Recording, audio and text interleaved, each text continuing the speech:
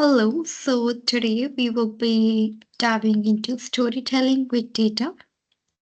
Chapter 1, the importance of context. We will be covering whole syllabus complete course for storytelling with data.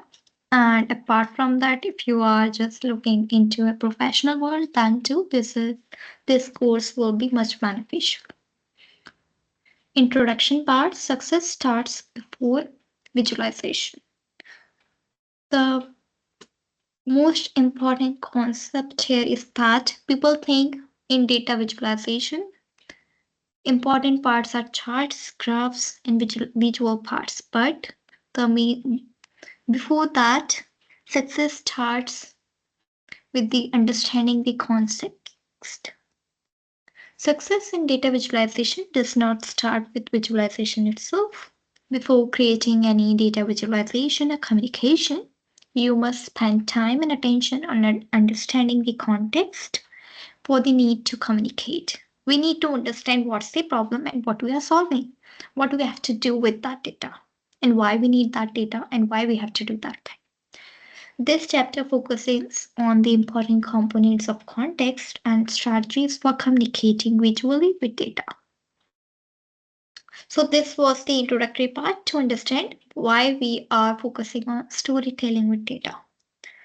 Second is difference between exploratory versus explanatory analysis. There is a critical distinction between both analysis. If we have to check that out, we have exploratory. The goal in this is to understand the data and find noteworthy, interesting points to highlight to others. Why we use that? We use that for hunting for pearls in oysters. For example, testing 100 hypotheses to find only 2 pearls. And what is the communication guidance for this? Resist the urge to show this to your audience. It makes them reopen all the oysters. So it's not recommended to showcase your exploratory analysis to the audience.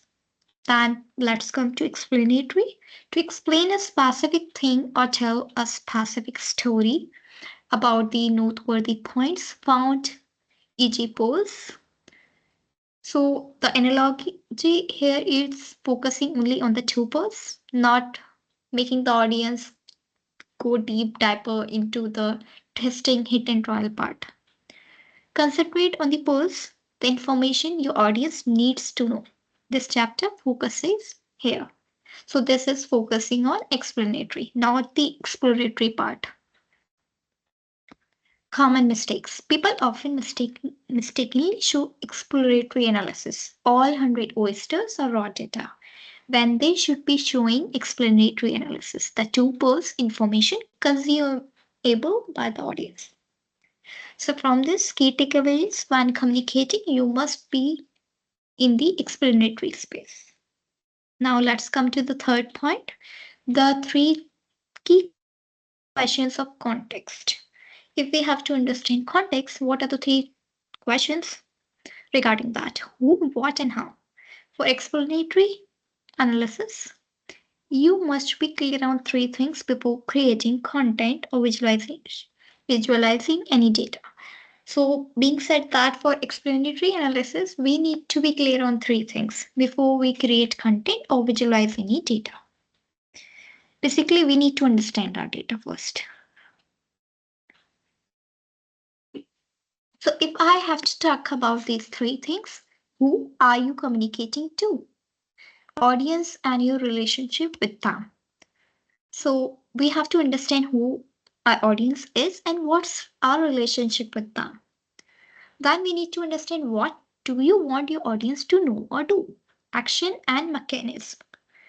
We need to understand what we want our audience to get from that thing and what we want them to do after seeing that thing.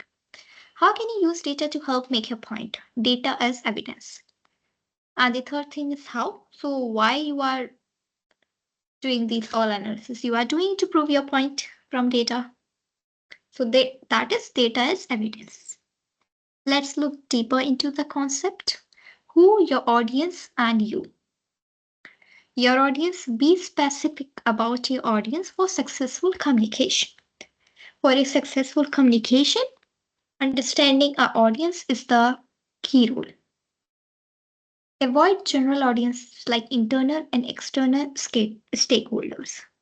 For this thing, if we have to understand our audience, we have to avoid general audience. For example, our internal old team or the external parts that we are not targeting. Maybe they can join us or maybe they cannot. These type of trying to communicate to too many different people with disparate needs lessens effectiveness for all of them. Also, if we try to communicate with different audience, this creates chaos and we have to make sure that we are not doing that thing. We should target specifically. One way to narrow the audience is to identify the decision maker. So to help with that thing, we need to identify who is the decision maker. The more you know about your audience, the better you can resonate with them and meet their needs. We need to be communicative with the audience as well, so that we need to know like they are looking for that thing and we can meet their needs. Your relationship with the audience. This was for your audience, now your relationship with the audience. Consider how your audience perceives you, what they think about you. Is this your first encounter or is the relationship established? Is it like you will be talking to them for the first time, or is it like an ongoing relationship with them and you know them very much? Do they already trust you as an expert, or do you need to establish credibility? This is the most important part. We need to understand, do they consider as an expert, or still we are in the phase we are making them trust us? These factors impact the structure, flow, and use of data in your communication. Second is what? Action, mechanism, and tone. Action is what do you need your audience to know or do. If you can't concisely articulate what you want them to know or do, you should reconsider the need to communicate. If we are not able to find what we are trying to get from our actions or what we want our audience to know or do after knowing that thing, we need to reconsider the need to communicate. We need to communicate with our audience before planning anything. As the person analyzing and communicating the data, you are the subject matter expert and are uniquely positioned to interpret the data and lead people to understanding and action. So, the person who is analyzing and communicating the data is always the subject matter expert, not your audience. So, you are uniquely positioned to interpret the data and lead the people to understanding, make them understand, and do the action that you want your audience to do. Communicators need to take a more confident stance, making specific observations and recommendations. And the people or the team leading communications with your audience should be more confident and should make observations for specific things and recommendations. If explicit action isn't appropriate, encourage discussion toward one. So, like here it's mentioned, you are the subject matter expert. So, you should be leading the decision, not your audience. If you want something like your audience should do, you should be able to do that thing and make them do that thing. It's not like they will be ruling over you. If explicit action isn't appropriate, encourage discussion towards one. Discussion is always a better option. Suggesting next steps gives the audience something to react to, which leads to a more productive conversation than simply presenting data. Instead of presenting the data to the audience, it's always the best way to suggest audience or ask them for the next steps so that they can react and give their opinion. Mechanism. How will you communicate? So we are talking about communicating with our audience, we need to understand how we need to communicate. The method impacts the amount of control you have and the level of detail needed. So if we have to understand this thing, how we are going to communicate with the audience, first thing that we need to understand is like how much control we have and how much detail is needed. If we look into this image of dislignment, in this we can see one left side is live presentation and the right one is written doc or email. Amount of control that we have for live presentation is high, and for the written doc or email it's not high. Level of detail needed is low in live presentation, and in written doc or email it should be like they should be able to understand that point because they can directly ask you in live presentation but not in email or written document. So let's look into the mechanisms exist along a continuum live presentation and written document email. Left side live presentation, high control we have. You determine what and when the audience sees it. So in this, we have the very much control. We are determining what audience sees and when they are seeing that thing. Low detail is needed. As the expert, we are here to answer questions. So not all detail needs to be in the slide. So practice tip is don't use slides as a teleprompter. Know your content and keep slides first to reinforce what you say. So it's always advised, do not use your slides as a teleprompter. Slides should have only the required information and you should be able to share the content with your expertise. If we talk about written document, email, right side, we have low control. The audience is in control of how they consume the information. Either they read the whole email or they just skim over it or they skip it. Not in our hand. High detail needed. The document must address more potential questions since you aren't there to respond to cues. As we are not able to understand and we cannot see like if they are facing any problem or they are asking or not. So we need to answer more questions which we think like they will be able to get from our experience. Like some people are asking us, we can include those frequently asked questions and add more details and steps. The lead event is often the same product. If we have to look into that thing, this is the same product is created to meet both needs, resulting in a single document that's a presentation. If we look into this image, in this image, we are able to see both amount of control is high in both sides and the level of detail needed is low and even high. It's interconnected. So if we have to meet the needs, like we have to share these slides as well as the document. So what we do is in that which poses challenges, we identify the primary communication vehicle at the onset. What general tone do you want to convey? We also need to focus on the tone. So before I move forward to the tone part, I want to mention that if I am taking one session, in that I'm covering the session with my slides, and after that some people won't be there, so I will be sharing those slides to them. Then my slides should have all details. It should be manageable for both live audience and the document ones.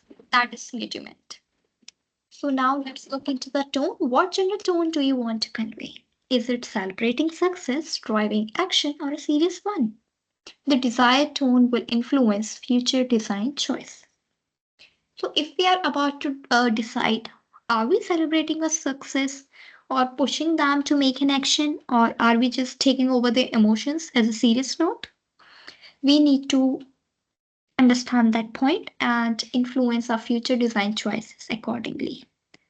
For the neutral tone, we should have a brand voice so that we will be conveying in that tone, not like celebrating success all time. Third is how, using data. Only after clearly articulating who and what should you turn into the data and ask what data is available that will help make my point. Now, after understanding who my audience is, what I have to do and what I have to make them do, now I'm moving forward to how using data. What data is available to me so that I can make my point. Data serves as supporting evidence for the story that I am building. Do not ignore non-supporting data. Showing only data that backs your point is misleading and risky. It's never advisable that you only show the data that's positive and only like supporting your point. A discerning audience will find holes. Always, there are many people who will cross question it out, and they will be audience who will find holes there. The right amount of supporting and opposing data varies depending on trust and context. Like before we mentioned, is it the first time you are interacting with them or long you have built long relationship with them with time?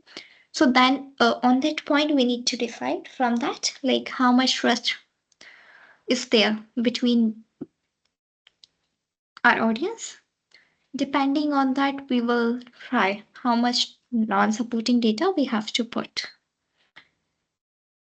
Now the consulting for context question to ask. If we are creating a deliverable for a client, stakeholder, or a boss, we may need to consult with the requester to get full context. For example, I am just making all of this. I understood what I need to do now. I am creating a deliverable for a client, for example. So I need to get the details from him or her. So I have to request that detail. So for that, we have key questions to tease out essential context. What background information is relevant or essential? Who is the audience decision maker? What biases does the audience have? Supportive or resistant? For example, if I am making a deliverable for someone, I will ask him or her that does your audience support this or is resistant or neutral or it's the first time you will be giving them this information. So we need to communicate first. What data is available and is the audience familiar with it? Where are the risk factors that could weaken the case that need proactive addressing? Also, we need to understand the factors that would weaken the case. What would a successful outcome look like? Critical for structuring the communication. And if I am creating a deliverable, I need to understand what my client is looking for. So, what successful outcome they are looking for?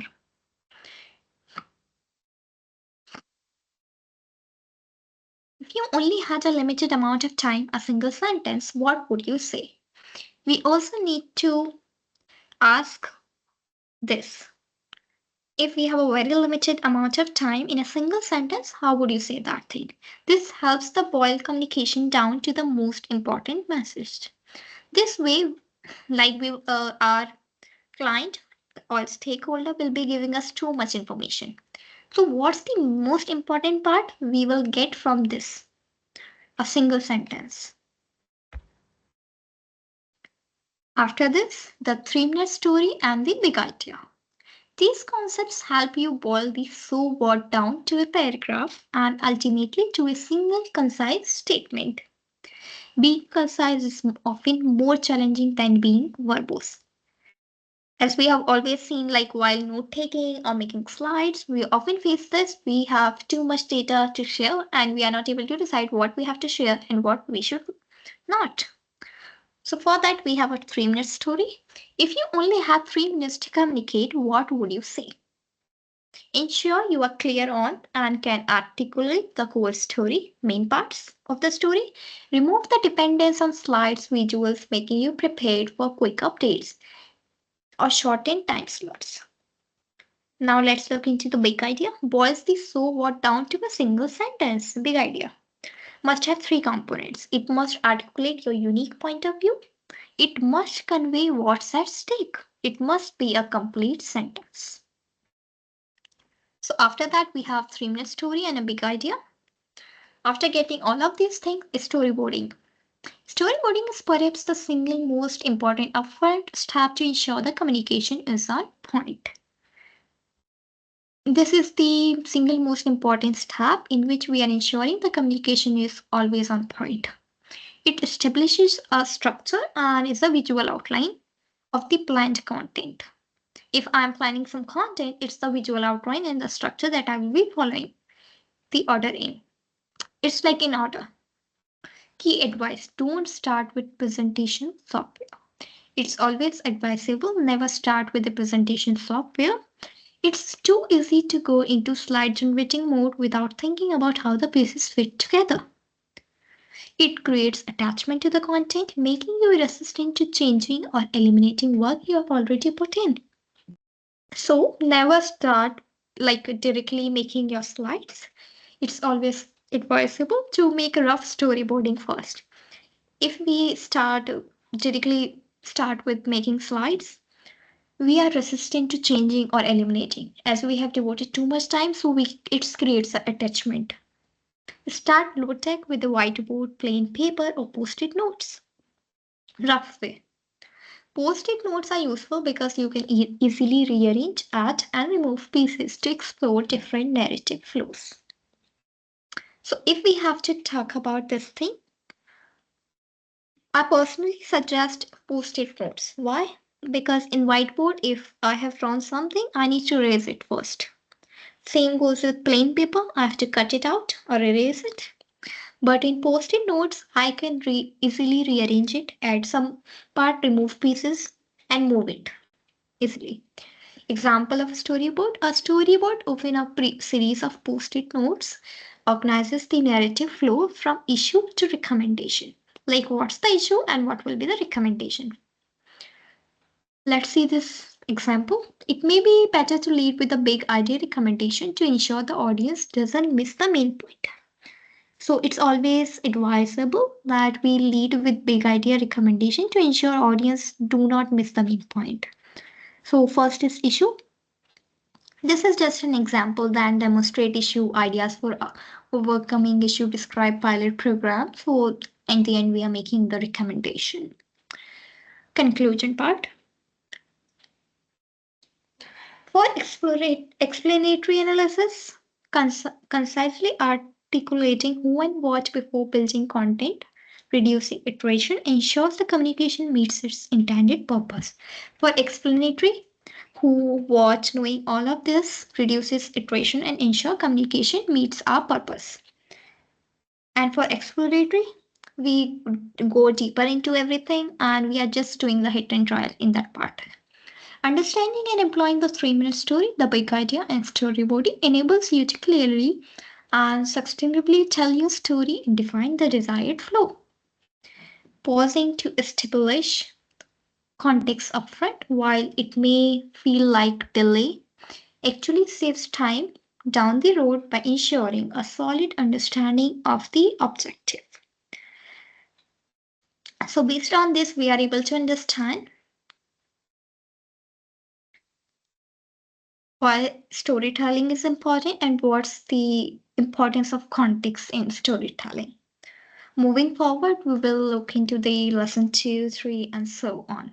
Thank you.